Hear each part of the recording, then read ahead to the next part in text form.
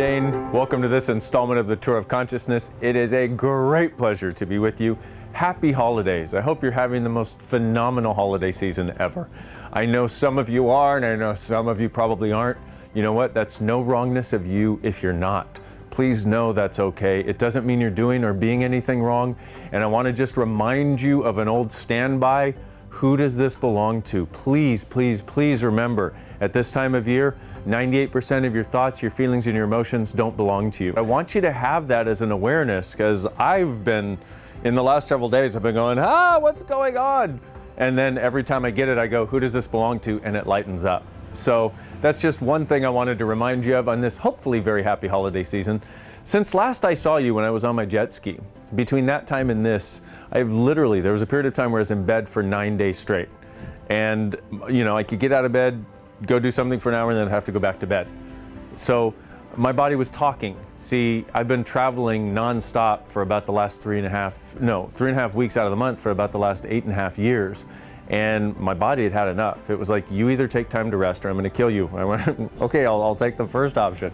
So what I got from that was, one of the things that's absolutely essential for all of us, especially at this time of year, when we're the time of year where we tend to focus on only others rather than ourselves, is what can you do this year to make you happy? What can you do each day from now until January 1st to make you happy?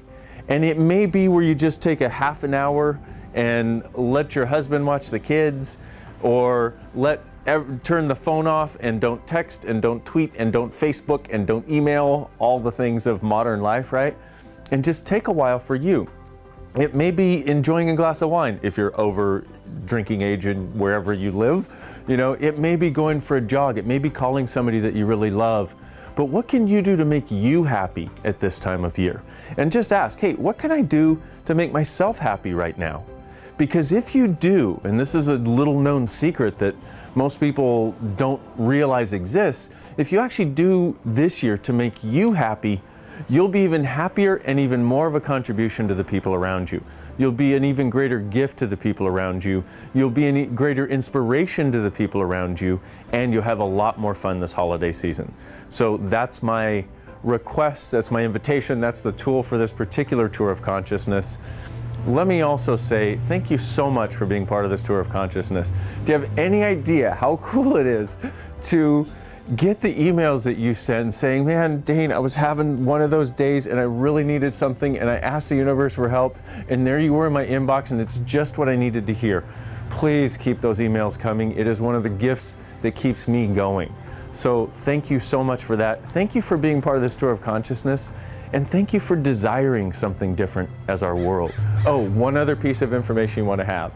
This thing about 2012 and the world ending and all this sort of stuff. Well, just realize, the reason I started with who does this belong to is because a lot of people have been wondering if that might actually be true, even though a lot of them know it's not true. So if you've been picking up on that, will you now destroy and uncreate everything you've done to pick up on that, to buy it as yours in any way, and return it to sender now? Right and wrong, good and bad, pod and pock, all nine, shorts and boys and beyonds. Okay, that's me done for now. Hey everybody, this is Dr. Dain. Welcome to this installment of the Tour of Consciousness. Yes, I know I look like I'm gonna go rob a bank or something, but I'm actually here in Idaho, by the way. Oh, there you go. See, I do have a nose. Happy holidays. Great to be with you. It's cold here. Oh my goodness, it's cold. And as I like to say, how does it get any better than that? Look at the beautiful clouds.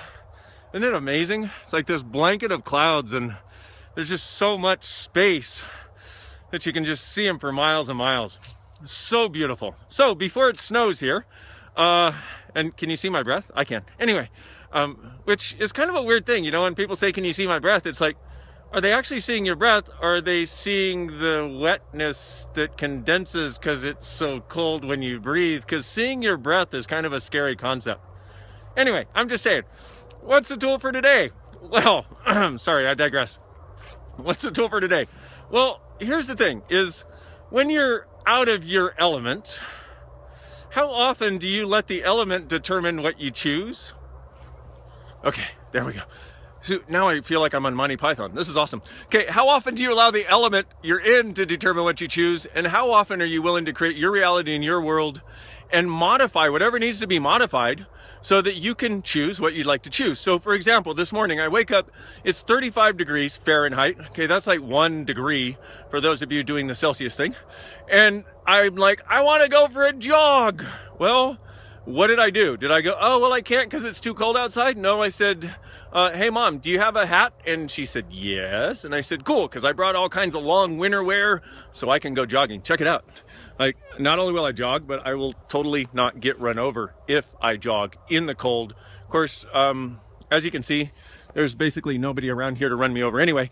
But I brought my stuff so that I could still have the things that are valuable and important to me and not let my circumstances determine my reality.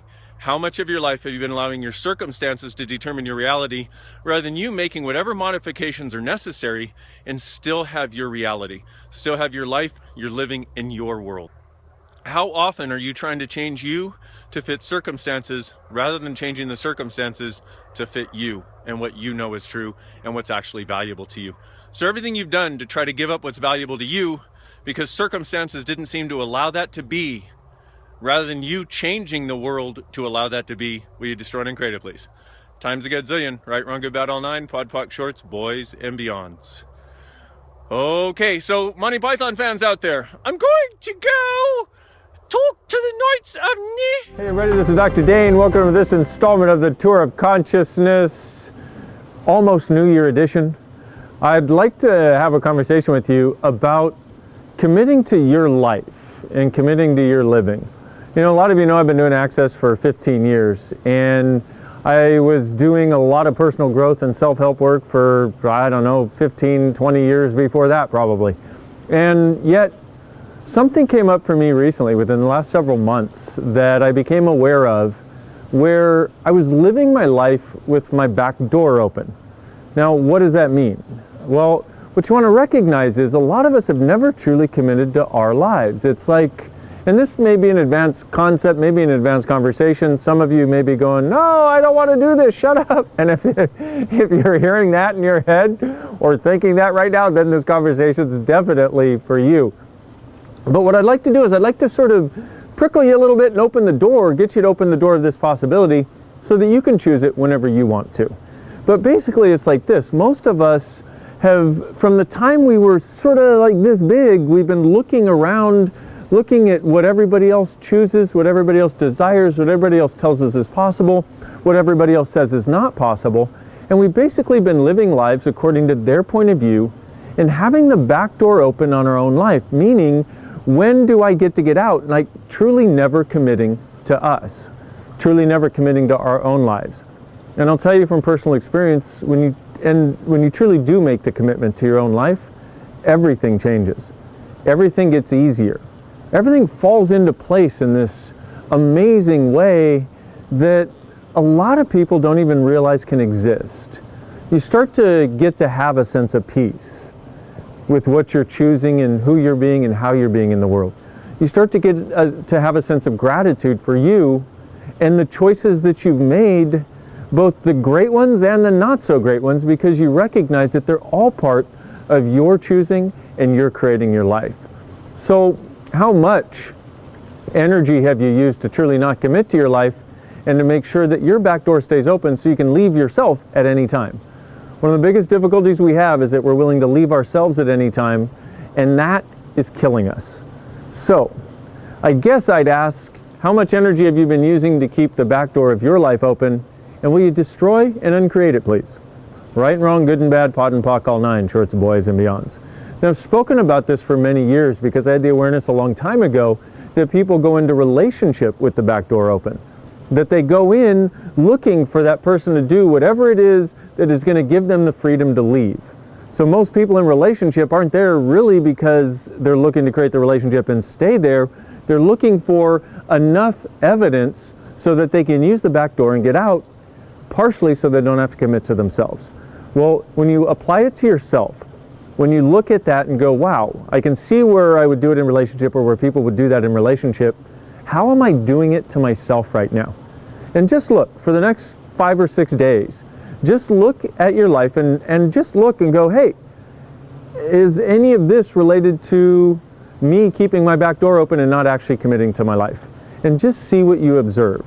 So I wanted to make this video for you so you could have it before 2015 starts, because what if the only New Year's resolution you had to make was actually committing to you and committing to your life, whatever that looks like, whatever it takes, and whatever it will bring.